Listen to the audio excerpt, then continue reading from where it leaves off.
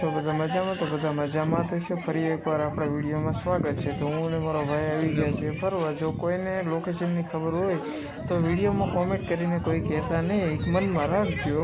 આપણે આવી ગયા છીએ ફરવા અને વિડીયો બનાવી નાખ્યો છે। જો વિડીયો સારો લાગે તો ખાલી એક લાઈક કરી દેજો અને સબસ્ક્રાઈબ કરવાની જરૂર નથી, કારણ કે એ મારા ઓટોમેટિક વધ્યા કરે છે।